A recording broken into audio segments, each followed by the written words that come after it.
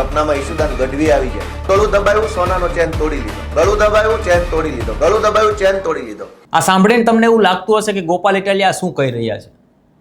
ઘણા સમયથી આમ આદમી પાર્ટીના જે નેતાઓ છે એ ભાજપ સરકાર ને ભાજપના નેતાઓ ઉપર એવો આરોપ લગાવી રહ્યા છે કે પોલીસનો ઉપયોગ કરીને અમારા કાર્યકર્તાઓને હેરાન કરવામાં આવી રહ્યા છે, તેને જેલમાં પૂરવામાં આવી રહ્યા છે અને તેને ખોટા કેસમાં ફિટ કરી દેવામાં આવી રહ્યા છે. શું છે સમગ્ર મામલો તેના વિશે ચર્ચા કરીશું. નમસ્કાર, હું સમ્રાટ અને તમે જોઈ રહ્યા છો ચક્રવાત.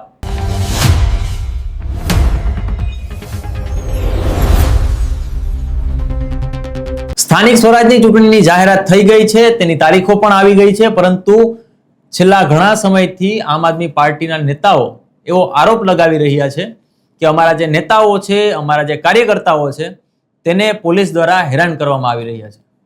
આ પહેલા જામખંભાળિયામાં એક એવો કિસ્સો સામે આવ્યો હતો, તેને લઈને ઈશુદાન ગઢવી પોલીસ સ્ટેશને જાય છે, પરંતુ ઈશુદાન ગઢવીની જ અટકાયત કરવામાં આવે છે. આ બાબતે આજે ગોપાલ ઇટાલિયાએ પ્રેસ કોન્ફરન્સ કરી હતી અને પ્રેસ કોન્ફરન્સમાં એક મોનોપોલી હોય ભાજપ સરકારની અને પોલીસની એ વિશે વાત કરી હતી. તેમણે આ બાબતે આરોપ પણ લગાવ્યા છે કે ભાજપ આ ચૂંટણીમાં હારી રહી છે, એના કારણે તે ડરના કારણે અમારા જે કાર્યકર્તાઓ છે એના ઉપર રોષ જમાવવા માટે અને દબાણ કરવા માટે આવા કામ કરી રહી છે અને તે પણ પોલીસના હાથે. વધુમાં તેમણે શું કહ્યું ચાલો જાણીએ. એટલો બધો ડર લાગે છે, ધ્રુજે છે, કાંપે છે, હાંફળા ફાંફળા થઈ જાય છે. અડધી રાત્રે ઊંઘમાંથી ભાજપના નેતાઓ જાગી જાય છે અને સપનામાં અરવિંદ કેજરીવાલ આવે છે, સપનામાં ઈશુદાન ગઢવી આવી જાય છે, સપનામાં સાવેણો દેખાય છે ભાજપના નેતાઓને. અને અડધી રાત્રે જાગીને એસપી ને ડીવાયએસપી ને ફોન કરે છે કે આપવાળાને પકડી લો, એરેસ્ટ કરી લો, જલ્દી પકડો, નહીતર આ લોકો અમને ચૂંટણી હરાવી દેશે ને પછી અમે ક્યાંયના નહીં રહીએ. રોજ રાત્રે 12 વાગ્યા પછી ભાજપના નેતાઓના સપનામાં સાવેણો આવે છે. આમ આદમી પાર્ટીનો સામાન્ય કાર્યકર્તા ટોપી, સફેદ ટોપી પહેરીને ફરતો એવું દેખાય છે અને એટલા બધા ડરે છે કે રોજ રાત્રે પોલીસ આવે છે. ગુજરાતમાં છેલ્લા 1 મહિનાથી રાતના 12 વાગ્યા પછી આખા ગુજરાતના એસપી ડીવાયએસપીઓ આમ આદમી પાર્ટીના કાર્યકર્તાઓને એરેસ્ટ કરવા માટે સક્રિય થઈ જાય છે. માત્ર છેલ્લા 3 દિવસની ઘટના કહું તો 2 દિવસ પહેલા કોડીનાર પોલીસ, પોરબંદર પોલીસ, સુરેન્દ્રનગરમાં જોરાવરનગર પોલીસ, ગઈકાલે રાત્રે ભાવનગર પોલીસ, એની પહેલા જામનગર પોલીસ. રાત્રે 12-1 વાગ્યા પછી આમ આદમી પાર્ટીના જે મહત્વના હોદ્દેદારો છે કે જેઓ ચૂંટણી વ્યવસ્થા સંભાળે એના ઘરે જાય. રાત્રે 12-1-2 વાગે તમારો આધાર કાર્ડ લાવો, ચૂંટણી કાર્ડ લાવો, મોબાઈલ લાવો, તમારા મોબાઈલમાં ઉમેદવારોનો ડેટા હોય એ લાવો, કોણ કોણ ઉમેદવાર બનવાના છે, કઈ તાલુકા જિલ્લા સીટના છે, બધું આપો અમને. અને પછી ધાક ધમકી કરે. રોજ રાત્રે ભાજપના નેતાઓને 12 વાગ્યે સપનામાં સાવણો આવે છે, કેજરીવાલનો ચહેરો દેખાય છે અને તરત પછી પોલીસને મોકલે છે અને પોલીસ રોજ રાત્રે આમ આદમી પાર્ટીના કાર્યકર્તાઓ પર ખોટી એફઆઈઆર કરે છે. અને ખોટી એફઆઈઆરમાં પણ એક પેટર્ન છે. એટલો બધા ભાજપ વાળા ડરી ગયા છે અમારાથી. અમારા માટે આ ગર્વની બાબત છે કે જેને પોતાની જાતને મનમાં ફાંકો છે વિશ્વની સૌથી મોટી પાર્ટી હોવાનો, એ ફાંકો અમે કાઢી નાખ્યો છે. અને એવી બીક લાગે છે કે પોલીસ મોકલે છે એટલે અમે શું અરવિંદ કેજરીવાલના સૈનિકો પોલીસથી બી જશું, એફઆઈઆર થી બી જશું, તમારી અટકાત બટકાત થી બી જશું. અરે આવા તો ઘણા જોઈ લીધા ભારત દેશે, તમને જોઈ લઈશું. આ એફઆઈઆર જુઓ, એક જ પેટર્ન થી આખા ગુજરાતમાં એફઆઈઆર. 31 તારીખે જામનગરમાં આમ આદમી પાર્ટીના કાર્યકર્તાઓ પર ખોટી એફઆઈઆર દાખલ થઈ, જેમાં સ્કૂટી ઉપર એક ભાજપનો બુટલેગર આવ્યો. એ ભાજપના બુટલેગરે આમ આદમી પાર્ટીના કાર્યકર્તાની ગાડી સાથે એક્ટિવા નોર્મલ ટચ કરાવી. તરત જ 10 સેકન્ડમાં પોલીસ આવી અને પોલીસે જાનથી મારી નાખવાની કોશિશ અને લૂંટની એફઆઈઆર કરી નાખી. રાજકોટ ગ્રામીણ પોલીસ સ્ટેશનમાં પણ આવી જ ઘટના બની. ભાજપનો બુટલેગર આવ્યો, આમ આદમી પાર્ટીના કાર્યકર્તા સાથે એક્ટિવા ટચ કરાવી, 10 સેકન્ડમાં પોલીસ આવી ગઈ, જાનથી મારી નાખવાની કોશિશ અને લૂંટની એફઆઈઆર દાખલ થઈ ગઈ. આ રીતે દેવભૂમિ દ્વારકા જિલ્લામાં એક્ટિવા ઉપર ભાજપનો બુટલેગર આવ્યો, એને આમ આદમી પાર્ટીના કાર્યકર્તા સાથે સહેજ ગાડી ટચ કરાવી, બોલાચાલી ઝપાઝપી થઈ, તરત પોલીસ આવી, જાનથી મારી નાખવાની કોશિશ અને લૂંટની એફઆઈઆર દાખલ થઈ. ભાવનગરની અંદર સાંજના સમયે એક ગાડી આવી, ગાડી નોર્મલ ટચ થઈ, બોલાચાલી થઈ, તરત જ પોલીસ આવી, જાનથી મારી નાખવાની કોશિશ અને લૂંટની એફઆઈઆર આમ આદમી પાર્ટીના કાર્યકર્તા પર થઈ. જોરાવરનગર પોલીસ સ્ટેશનમાં પણ કમલેશભાઈ કોટેચા, અતુલભાઈ વેગડ, અમારા કેન્ડિડેટ દીપકભાઈ ચેહલા, આ બધાની વિરુદ્ધમાં મોટામાં મોટી કલમો લગાવી અને ગંભીર ગુનો દાખલ કર્યો. દેવભૂમિ દ્વારકામાં બીજી ખંભાળિયામાં એક એફઆઈઆર થઈ કે જેમાં ઈશુદાનભાઈ ગઢવી આ ખોટી એફઆઈઆર ની વિરુદ્ધમાં પહોંચ્યા તો એમની વિરુદ્ધમાં પણ એફઆઈઆર થઈ ગઈ. આ સિવાય દાહોદની અંદર અમારા કાર્યકર્તા રોડ ઉપર ઉભા હતા, ગાડી આવી, ગાડી ભટકાઈ, જાનથી મારી નાખવાની કોશિશ, લૂંટનો ગુનો. સુરેન્દ્રનગરની અંદર અમારા કાર્યકર્તા પુનિતભાઈ છે, એના ઉપર પણ જાનથી મારી નાખવાની કોશિશ, લૂંટનો ગુનો. આખા ગુજરાતમાં અત્યાર સુધીમાં 70 કરતા પણ વધુ એફઆઈઆર છેલ્લા 20 દિવસમાં ભાજપ વાળાએ નોંધાવડાવી છે અમારી વિરુદ્ધમાં. ભાજપને કેવો ડર લાગે છે અમારાથી, એ જોઈને અમને ખુશી થાય છે કે કાં નીકળી ગયો ફાંકો ભાઈ વિશ્વની મોટી પાર્ટીનો. પોલીસ હારે ગઠબંધન કરીને ચૂંટણી લડવા નીકળ્યા છો. 30 વર્ષથી વિકાસની વાતો કરો છો. નરેન્દ્ર મોદીનું, અમિત શાહનું નામ બતાવીને ચરી ખાતા હતા. અમારી જેવા સામાન્ય ગામડાના છોકરાઓ તમારી સામે ચૂંટણીમાં શું ઉભા રહ્યા કે પોલીસને સહારો લેવો પડ્યો, પોલીસ પાછળ છુપાવવું પડ્યું. એસપી એ ડીવાયએસપી હાથ જોડે છે ભાજપના નેતા, બચાવી લ્યો આપવાળાથી. એસપી પગ ઝાલુ, એસપી ના ડીવાયએસપી ના ટાટિયા પકડે છે ભાજપના નેતાઓ અને કહે છે કે અમને બચાવો આપવાળાઓથી, ઊંઘ નથી આવતી, બ્લડ પ્રેશર હાઈ થઈ ગયું છે. શરમ આવવી જોઈએ ભાજપના નેતાઓને કે 30 વર્ષ પછી તમે એસપી અને ડીવાયએસપી ના સહારા લઈને ચૂંટણી લડવા નીકળ્યા છો. બહુ તમે વિકાસ કર્યો હોય, બહુ ગુજરાતનું ભલું કર્યું હોય તો આવી જાઓ, મોરે મોરો કરો, આવી જાઓ ખુલ્લા મેદાનમાં અને લડી લો ચૂંટણી લોકશાહી ઢબે. અમે જોઈએ કે તમે કેટલા પાણી વાળા છો. આખા ગુજરાતમાં 60-70 કરતા વધુ એફઆઈઆર, 200 કરતા વધુ આમ આદમી પાર્ટીના કાર્યકર્તાઓને જાનથી મારી નાખવાની કોશિશ અને લૂંટની કલમો લગાવીને અત્યારે જેલમાં પૂર્યા છે. દરેક જિલ્લામાં, દરેક તાલુકામાં એક જ પ્રકારની એફઆઈઆર. મારું ગળું દબાયું, સોનાનો ચેન તોડી લીધો, ગળું દબાયું, ચેન તોડી લીધો, ગળું દબાયું, ચેન તોડી લીધો.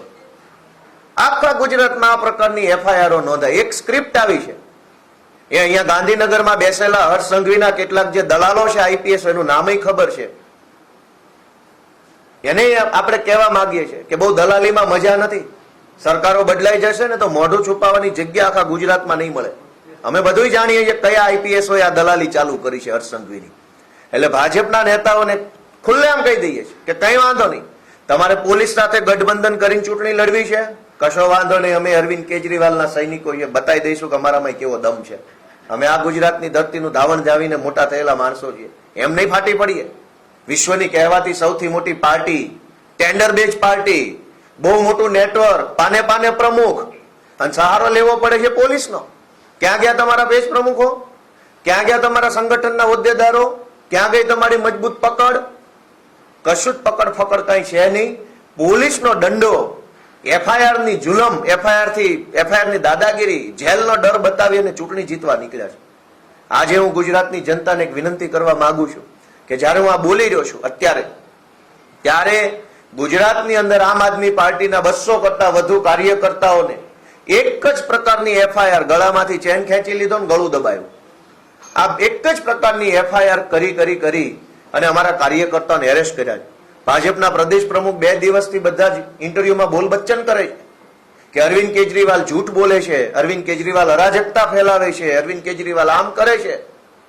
અરાજકતા તો તમે ફેલાવી છે પોલીસનો હાથો બનાવીને. રોજ રાત્રે 1:30-2 વાગે અને ગુજરાતભરના 4-5 અલગ અલગ જિલ્લાઓમાંથી સમાચાર આવે કે એલસીબી, એસઓજી, ક્રાઇમ બ્રાન્ચ વાળા ઘરે આવી અને માથાકૂટ કરે છે. ભાજપના નેતાઓને એટલો બધો ડર લાગતો હોય તો રાજકારણ જ છોડી દો ને ભાઈ. ક્યાં તમને કઈ કોઈ સોગંદ આપ્યા છે કે કરવું જ રાજકારણ? રાજીનામું આપો, જાઓ કઈ કામ ધંધો કરો, ખેતી બેતી કરો. રાજકારણ કરવું છે પણ પોલીસની પાછળ છુપાઈને, પોલીસને આગળ કરીને પોછે પાછળ રહેવું છે. આ રાજકારણ નહીં ચાલે. અરવિંદ કેજરીવાલજીએ ગુજરાતના મુખ્યમંત્રીને હમણાં પત્ર લખ્યો કે ભાઈ આ તમારા ભાજપ પાર્ટી ડરમાં ને ડરમાં અમારા કાર્યકર્તાઓ પર ખોટી એફઆઈઆર કરે છે, તો મારે તમને મળવું છે, સમય આપો. તો કેમ સમય નથી આપતા?